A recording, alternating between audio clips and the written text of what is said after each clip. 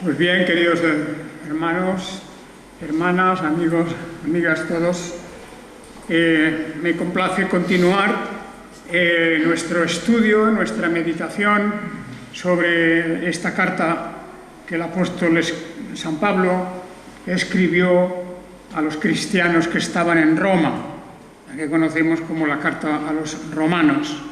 Una carta extraordinaria, es un compendio de doctrina, de enseñanzas morales, de un descubrimiento que se nos hace de los planes de Dios y que abarcan además no solamente desde que nosotros nacemos, sino desde que el universo fue creado.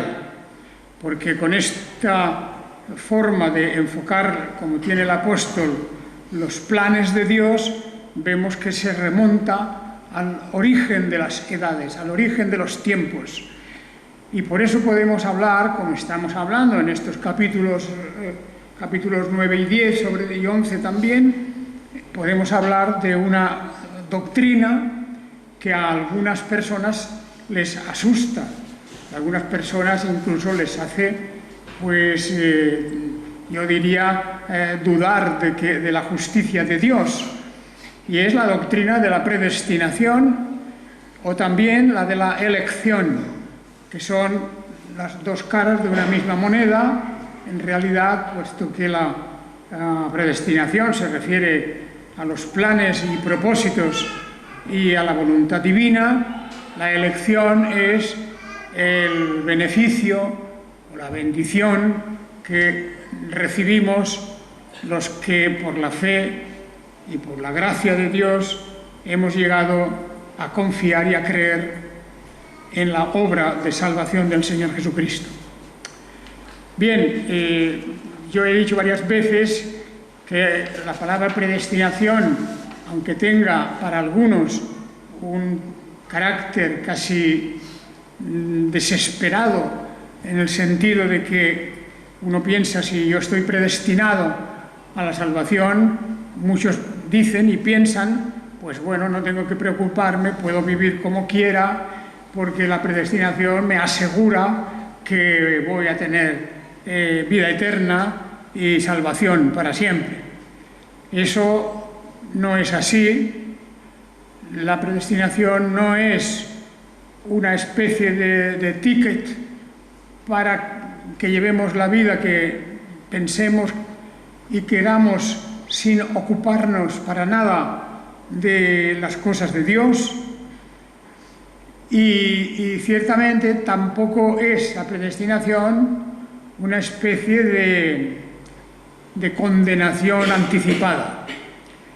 Porque nosotros no somos llamados a averiguar si me toca o no me toca a mí ese privilegio de la predestinación, sino que Dios nos llama, por medio de la Biblia, a que sigamos el Evangelio, su Evangelio, o sea, la doctrina de la salvación que consiste en la muerte de nuestro Señor Jesucristo en una cruz, una muerte que es expiatoria de nuestros propios pecados, una muerte que nos limpia de la culpa de la transgresión que a lo largo de la vida hemos cometido, y por lo tanto nuestro cometido no es adivinar o indagar, ¿verdad? Como aquel célebre personaje de una novela que ya he citado aquí, de Cervantes, que era condenado por desconfiado, ¿verdad? Y una persona no está llamada, nosotros no estamos llamados a desconfiar o un día a preguntarnos si sí o si no, si será nuestra esa salvación final o no lo será. Estamos llamados a obedecer las Escrituras, estamos llamados a amar a Dios, a amar al prójimo, a Dios al que no hemos visto, que es una prueba de fe, porque la fe en realidad es la confianza y la creencia en lo que uno no ve, pero que nuestra propia conciencia nos dice que sí que hay un Dios creador, un Dios salvador, un Dios de amor y misericordia. Y por esto tenemos en las Escrituras el mensaje de que debemos creer, confiar y adaptar nuestra vida a los mandamientos de la ley de Dios. Por lo tanto, en ese terreno no creo que tenemos que discutir con Dios, ¿verdad? ¿Os acordáis de lo que hemos leído antes en el profeta Isaías? Y esa lectura en Isaías 45 nos habla muy bien de lo que Dios piensa sobre esa especie de sentimiento humano de reproche, de discutir con Dios.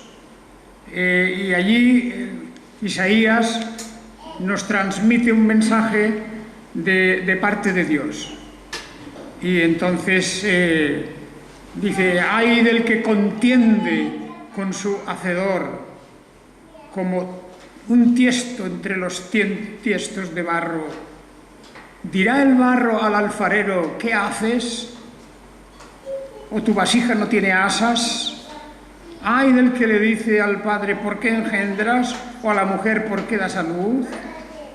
Así dice Yahvé, el Santo de Israel, su formador: ¿me pediréis cuenta de mis hijos? ¿Me daréis órdenes de la obra de mis manos?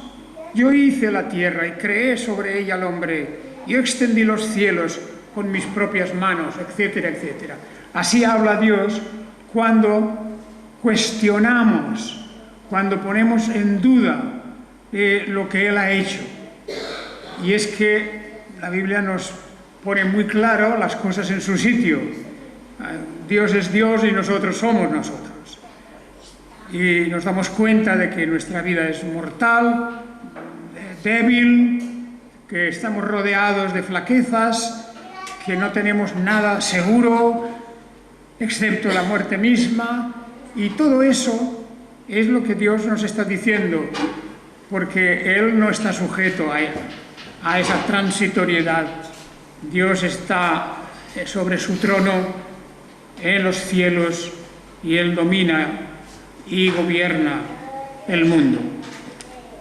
Muy bien, pues el apóstol Pablo también se fija en esa cuestión cuando dice que hay aquí una cuestión para aclarar, que es el destino de los judíos y el destino de los gentiles.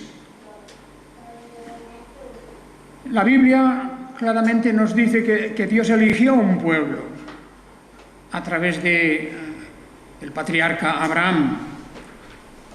Y como dice muy claramente la Biblia, la Escritura nos dice: yo os elegí a vosotros, no vosotros a mí.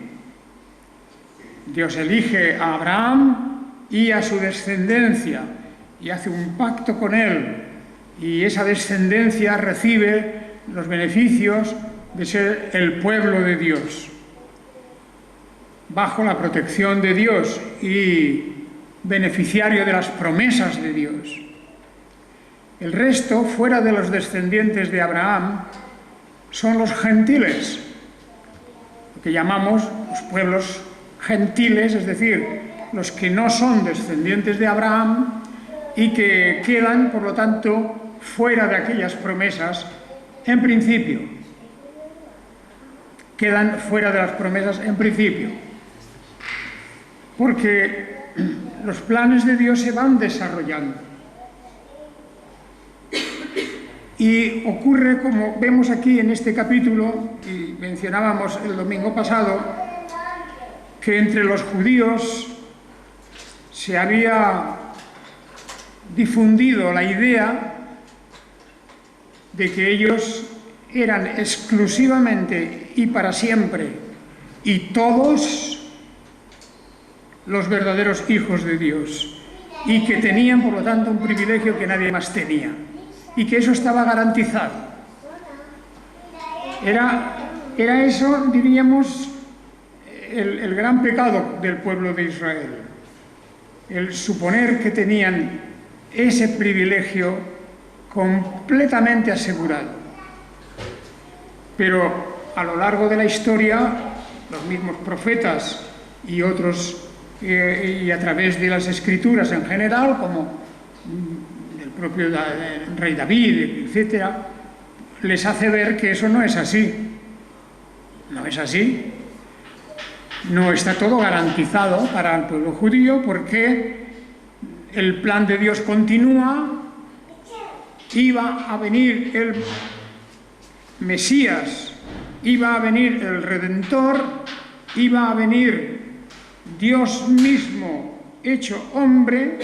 Ahí tenemos el Evangelio de Juan en su capítulo 1, cuando dice el Logos o el Verbo, la palabra, es decir, el Hijo de Dios, aquel que es en todo conforme a su imagen y semejanza, aquel que es Dios. También Él era quien tenía que ser recibido y tenía que ser adorado por su propio pueblo. Pero dice la Biblia claramente que Él vino a los suyos y los suyos no lo recibieron, lo mataron en una cruz. En consecuencia, eso tiene que tener una deriva. Ahí no se puede hablar de la garantía que el pueblo judío pensaba que tenían por su salvación. Por lo contrario, el pueblo gentil recibe en gran medida, en una gran cantidad y con entusiasmo, recibe al Mesías. La historia de la Iglesia de Dios está clara, como el Evangelio, el cristianismo, se propaga como un reguero de pólvora por la tierra en poco tiempo. Y ahí empieza a nacer lo que es la Iglesia de Dios, la Iglesia universal, que pronto acogerá a gentiles de todas las razas y lenguas, e incluso acogerá a un residuo de los judíos, porque no todos los de Israel tropezaron en la misma piedra, sino que algunos se arrepintieron y algunos reconocieron que Jesús era el Mesías, el ungido de Dios, el Salvador.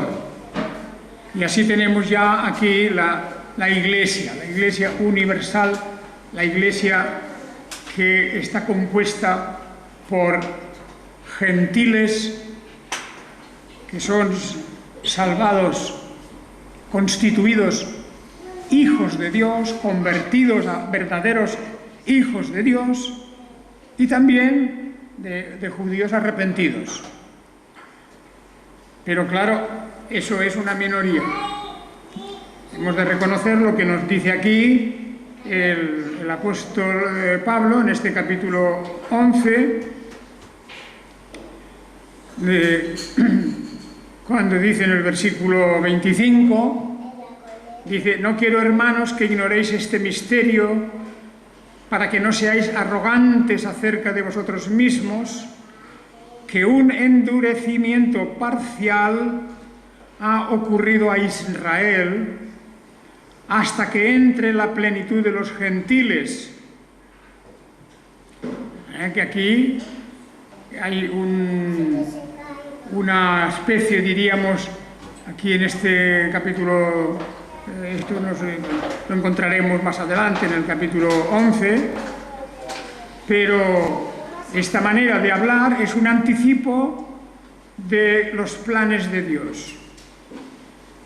Como queriendo decir, todavía no hay nada cerrado. No podemos decir que todos los judíos han sido desechados por su incredulidad, naturalmente, y no podemos decir que todos los gentiles han sido incluidos. han sido o son salvados. Esto es evidente que no es así. No es así. Aquí en Romanos 9, en nuestro capítulo, fijaos cómo en el versículo 30 empieza ya diciendo: ¿qué pues diremos? Que los gentiles que no perseguían, que no iban detrás de la justicia, quiere decir la justicia de Dios, el orden de Dios, los gentiles no iban detrás, sin embargo, alcanzaron eso. La justicia que es por fe. He explicado muchas veces que en esta palabra justicia hemos de ver sobre todo la idea de la rectitud, de andar, vivir conforme a la ley de Dios. Y entonces aquí pues hay una cosa un poco paradójica, y es que los gentiles que no creían en nada estaban hundidos en el paganismo y en la corrupción. Todos los pueblos gentiles, todas las naciones gentiles, en el desastre de su incredulidad, resulta que estos que no les interesaba pues, la rectitud, no les interesaba el bien en realidad, dice, estos que no perseguían justicia, sin embargo alcanzaron, pero dice la justicia que es por fe. Claro, aquí ya hemos hablado en otro momento del tema de la fe y las obras y la diferencia que hay entre ser un hijo de Dios por la fe en su palabra, en sus promesas, y perder ese privilegio o no alcanzarlo nunca, porque hay personas que dicen: yo soy buena persona, yo hago buenas obras y no necesito nada, yo mismo arreglo mis cuentas con Dios. Esto es lo que decían precisamente los gentiles, pero al final se invierten las cosas. Ellos alcanzaron justicia, la justicia que es por fe. Vale, ahí tenemos a los gentiles que pueden salir de la oscuridad y tener un lugar junto a Dios. Pero luego dice, pero Israel, o sea, los judíos, que sigue la justicia de la ley, no la alcanzó, o sea, no alcanzó la justicia, la rectitud en la ley. Este es el tema que ya sabemos bien todos nosotros, que hay dos caminos clarísimamente marcados en la Biblia: el que dice yo confío en Dios, confío en la muerte de Jesucristo, confío en el perdón de mis pecados, reconozco que soy pecador, que he transgredido la ley de Dios. Esa es una parte de la humanidad, dice eso, y otra que dice yo soy una buena persona, yo no he hecho daño a nadie, no he robado, no he matado, no he hecho nada mal, y por lo tanto Dios me aceptará. Bueno, pues ahí tenemos dos bloques: el que dice yo no necesito a Dios, y el que dice Señor, en ti confío para tu perdón. Y por lo tanto eso será el que va a abrir las puertas del reino de los cielos. Lo chocante de todo esto es que se han invertido los papeles, se han cambiado. Los judíos que, como dice aquí, o Israel, que sigue la justicia de la ley, que cumplen la ley al dedillo, estos no alcanzan las promesas de la ley, las bendiciones de la ley. Esto ya lo conocemos porque además durante el ministerio del Señor Jesucristo ya fueron avisados. Fueron avisados. Mientras que los gentiles quedan despreciados, pues resulta que ellos van a encontrar las puertas abiertas, porque ellos a través del Evangelio reconocen su propio pecado. Y por eso dice, ¿por qué? Los judíos de Israel, porque no la seguían por la fe, sino como por obras, y tropezaron en la piedra de tropiezo, como está escrito, he aquí pongo en Sión, en el monte de Sión, una piedra de tropiezo y roca de caída, allí donde Jerusalén estaba construida, allí donde el Señor Jesucristo estuvo enseñando, allí donde fue ajusticiado en una cruz, allí donde murió. Pues en Sión, dice, pongo una piedra de tropiezo y roca de caída. Esta roca o esta piedra de tropiezo es el propio Señor Jesucristo. Dice, el que crea en Él no será avergonzado. Y por lo tanto, implícitamente está lo opuesto, lo contrario. El que no crea en Él será avergonzado en el juicio de Dios. Esto es el momento crucial en el desarrollo de este tema, que podemos decir, los gentiles, que eran los que llevaban las de perder, es decir, nosotros que somos gentiles, ¿verdad? Nosotros no somos originarios del pueblo de Israel, nosotros llevábamos las de perder, porque no teníamos la bendición que Dios había hecho a través de Abraham. Pues resulta que nosotros ahora llevamos las de ganar. No de ganar a nadie, sino de ganar en el sentido de ser los beneficiados. Los beneficiados somos los que no estábamos en principio destinados a eso. ¿Y quiénes son los perdedores? Los que se van a perder las bendiciones. Pues como veíamos eso en la figura de Esaú.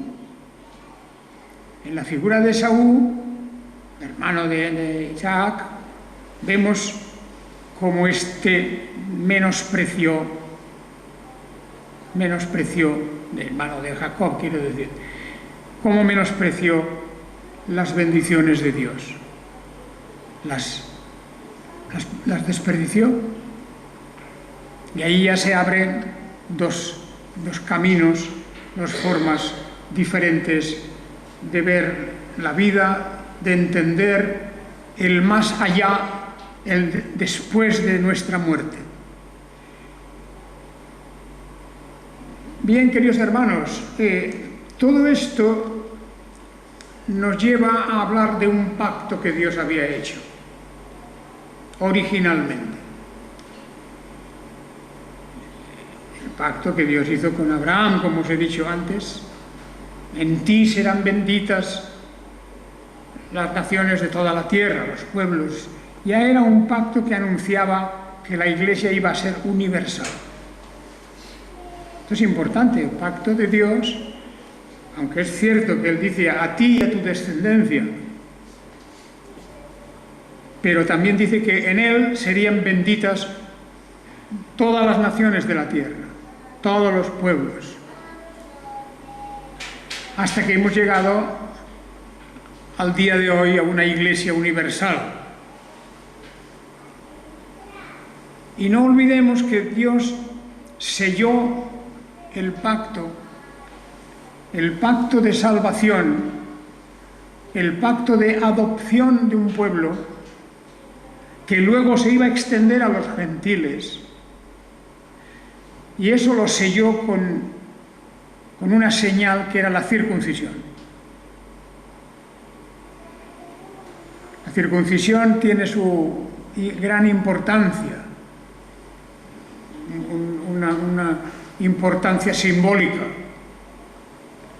Los circuncidados, que eran los judíos, obligatoriamente, estos tenían el privilegio de poderse llamar somos el pueblo de Dios. Y los no circuncidados, que eran los gentiles, pertenecían pues a grupos diferentes, grupos étnicos, que no practicaban la circuncisión, pero no era la circuncisión en sí misma como un acto carnal o físico, sino que era señal de un pacto. Dios podía haber marcado nuestro cuerpo de otra manera, también como señal de su pacto, pero lo hizo a través de la circuncisión. La circuncisión llegó un momento en que fue interpretada como la garantía de que eras salvo. De manera que la gente en Israel pensaba: a mí me han circuncidado, me han puesto ya dentro del pueblo de Dios, este pueblo tiene unas promesas, por lo tanto yo puedo vivir tranquilo porque Dios me ha salvado. Esa era, porque luego lo que vemos en la historia de Israel en estas páginas es un escándalo, en gran parte, como el pueblo se entrega desaforadamente a toda clase de actos de idolatría, de inmoralidad, de robo, de opresión al pobre.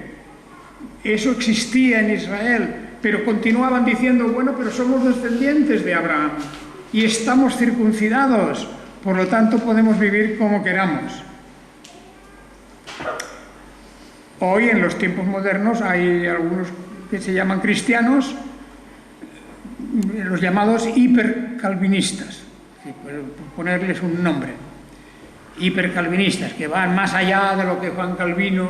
Juan Calvino no se inventó nada, ni Juan Calvino es el origen de la doctrina de la predestinación o de la elección, no, porque eso está ya en escritos muy antiguos, la misma Biblia, por supuesto, pero padres de la Iglesia como San Agustín y otros, pues efectivamente enseñaron lo que enseña la Biblia. Pero cuando uno confía en eso, está perdido. No podemos confiar en nada. La circuncisión fue luego sustituida por el bautismo.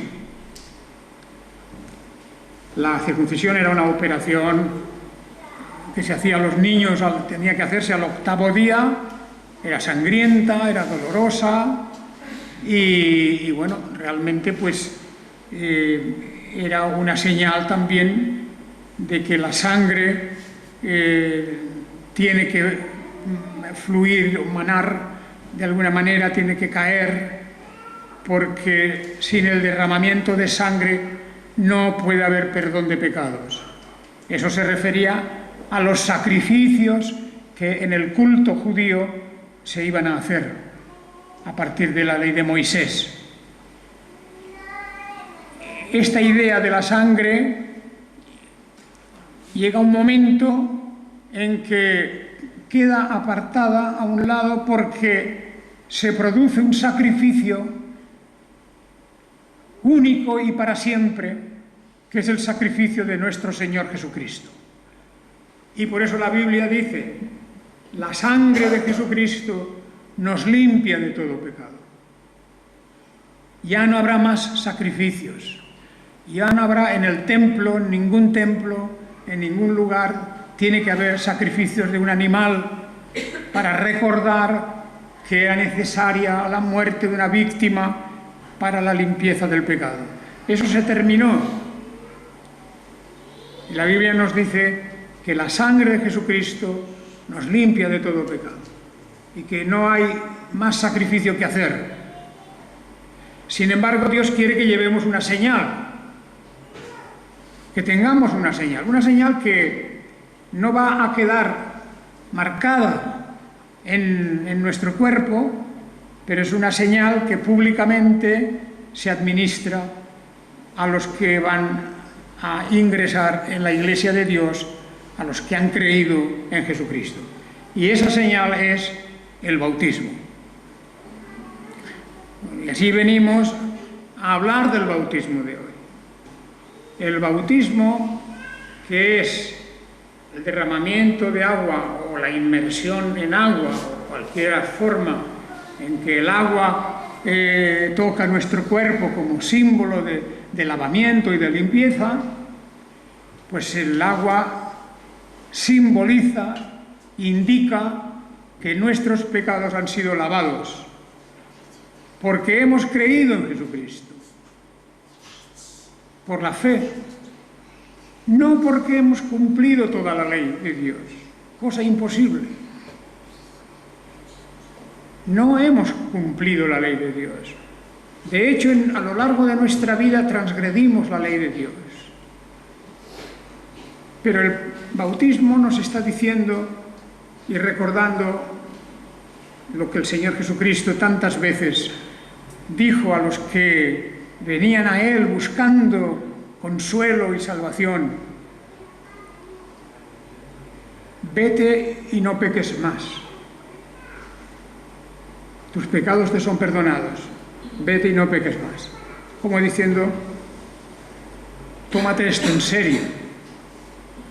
Tómatelo en serio. Esto no es un juego en el que podamos decir, bueno, pues yo hago con la ley de Dios lo que quiero. Y la ley de Dios está resumida, está concentrada, no es ya para nosotros todas estas palabras que tenemos en la ley de Moisés. Aquella ley que sirvió para que el pueblo judío conociera el camino que Dios les estaba marcando.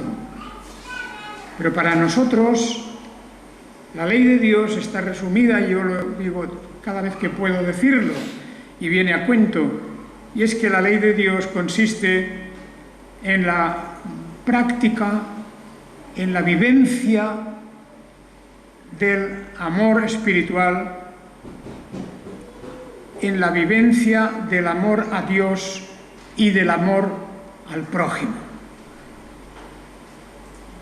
Porque aquí dice claramente la palabra que aquí se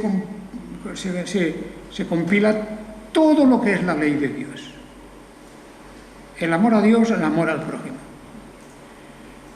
Y bueno, claro que eso también da mucho trabajo. Eso no quiere decir que no estamos hablando de sentimentalismo. El amor a Dios significa que yo me esforzaré y tú te esforzarás en agradar a Dios. Ciertamente tenemos indicación, ahí están, por un lado, aquellos 10 mandamientos que el Señor Jesucristo avala también. Cuando Él habla de la ley, está hablando de los 10 mandamientos, hablando con aquel que le preguntó, Señor, ¿qué haré para tener la vida eterna? ¿Verdad? Pues bueno, Jesús le empieza a hablar de los 10 de algunos de los 10 mandamientos. Esos mandamientos ya son una indicación clara, es el marco de la conducta que debemos seguir. Es el amor a Dios y el amor al prójimo. Amarás al Señor tu Dios sobre todas las cosas. Y luego Él habla de cómo no debemos de adorar ídolos, porque no podemos configurar a Dios como si fuera un ídolo. Por lo tanto, alejémonos del culto a los ídolos, a las imágenes, a cualquier superstición. Gente que lleva algo en su cuerpo, como diciendo, con esto yo ya voy seguro. esto es una bendición que me va a librar de todo. No, no hay nada de eso. Esos son amuletos que no sirven para nada. De manera que nunca caigamos en la tentación de poner nuestra confianza en cosas que son ídolos, que pueden ser incluso personas vivas, como si ciertas personas nos fueran a solucionar todo y las convertimos en ídolos. Amar a Dios, pues, sobre todas las cosas. Y amar al prójimo como nos amamos a nosotros mismos. Es una buena regla, una buena medida, porque nadie menosprecia su propia vida, su propia existencia, sus propios logros. El instinto nos lleva, porque eso es un don de Dios, a valorar nuestra personalidad. Nos valoramos, no nos gusta que nadie nos desprecie, que nadie nos haga daño. Y entonces nosotros tenemos que hacer lo mismo, responder también. Es decir, ama al prójimo como a ti mismo. Y el Señor Jesucristo dice, con eso hemos resumido la ley y los profetas, todo lo que está escrito aquí, en 2 frases. Qué importante es esto, qué importante.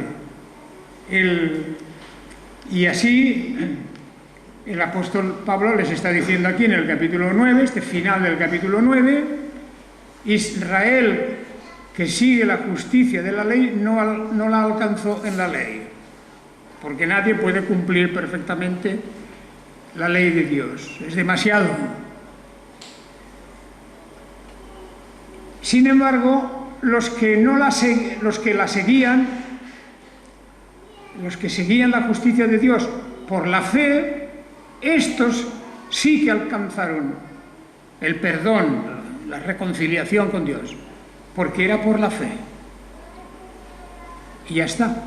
Y como la fe es una bendición que recibimos de Dios, es un don de Dios, queda claro que no podemos jactarnos, no podemos presumir de lo buena persona que yo soy. Eso hay que tener mucho cuidado, porque no agrada a Dios. El que vayamos presumiendo de nuestras buenas obras, de nuestro buen carácter o de las cosas que hemos conseguido en esta vida. Hay que tener una gran humildad. Bueno, pues terminaré diciendo que hoy vamos a celebrar un acto de bautismo. Y el bautismo es, como he dicho, es un símbolo de un lavamiento. Todo aquel que cree en el Señor Jesucristo y confía en Él ha sido ya lavado de sus pecados. Y esto se simboliza con un acto del bautismo. Y lo digo también de una manera directa y un poco diferente de lo que a veces se escucha. La persona que es bautizada comparece ante los hermanos, la Iglesia, no para indicar que ha dado un gran paso y que eso necesita un reconocimiento. El bautismo no es nada en el sentido de que nosotros damos testimonio. Hay mucha gente en las iglesias que hablan de esa manera. Cuando van a bautizarse, dicen, yo voy a dar testimonio. El testimonio es otra cosa. El testimonio se da con nuestra vida. Porque el bautismo resulta que es que Dios nos da testimonio. Es una señal ordenada por Dios que recibimos y Dios nos está dando testimonio de que nuestros pecados son lavados de que tenemos la limpieza gracias a su misericordia, a su amor, al poder de su sacrificio. Y esto es, hermanos y hermanas, lo que estamos haciendo hoy. El bautismo es una señal de Dios, es un testimonio de Dios. Y nos alegra a nosotros esta mañana el poder administrar en este acto, después de preguntar a nuestro hermano, como haremos ahora, acerca de su creencia, acerca de su fe, y en preguntas sencillas. Y así pues vamos a terminar esta primera parte de nuestro servicio.